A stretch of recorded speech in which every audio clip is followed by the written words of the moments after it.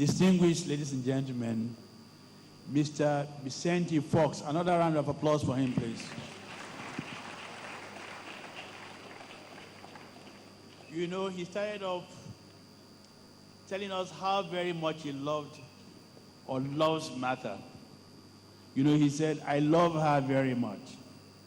And I told you when I started, I said, one of my fascinations about Mr. Fox is his sayings, one of which he gave us this morning. He said, only those who know where they're going get there. And it's a fact. I think the governor of Ogun State knows where he's going. That's why we're having this summit. Please give it to him.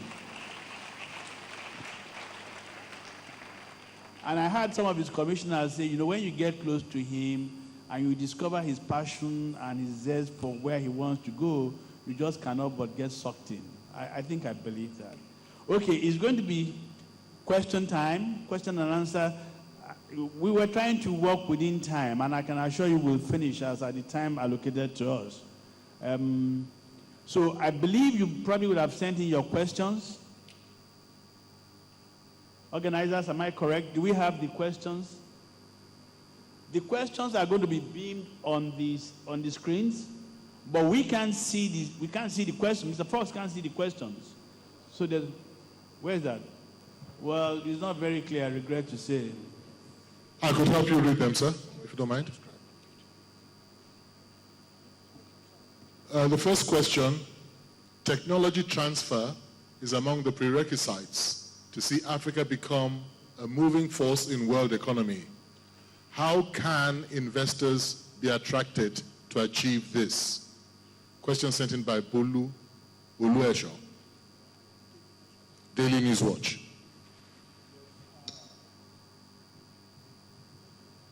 It's through the magic formula that I mentioned when we were in Congo addressing the African Union. We learned about this aggressive, large infrastructure project to unite economies and nations through railroads, highways, ports, airports.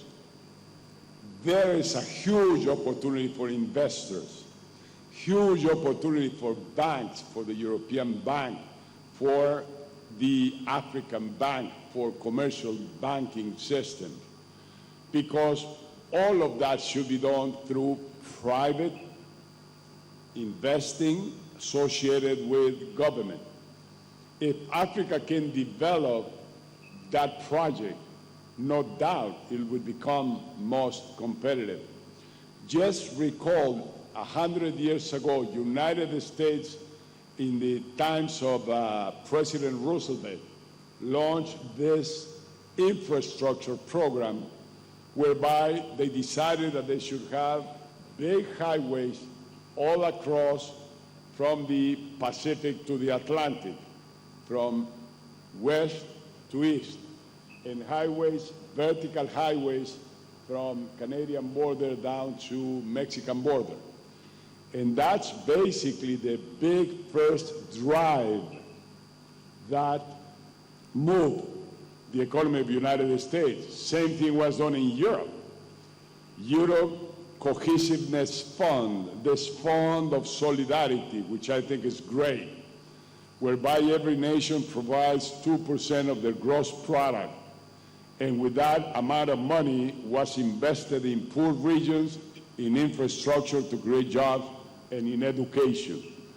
That's what should be put together in the African Union, to unite nations and economy, to develop human capital, and to develop jobs, inviting private sector investment. Thank you very much. Next question, please. Next question. Mexico is feeding northern USA. How did you achieve that? Question from Tosin Ademuyiwa, SA Agric. Mexico is feeding northern USA. How did you achieve that? Well, as maybe you know, to learn swimming, the best way is to throw the children into the pool, and they will swim. They will swim, believe me. So Mexico was afraid of participating in NAFTA. A lot of people were reluctant, and they even fought against Mexico accepting that trade agreement.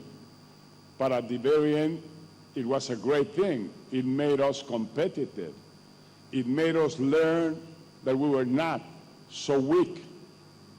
As you have heard in tennis, when you play tennis and you play with somebody better than you immediately improve yourself. You play tennis with somebody that is not better than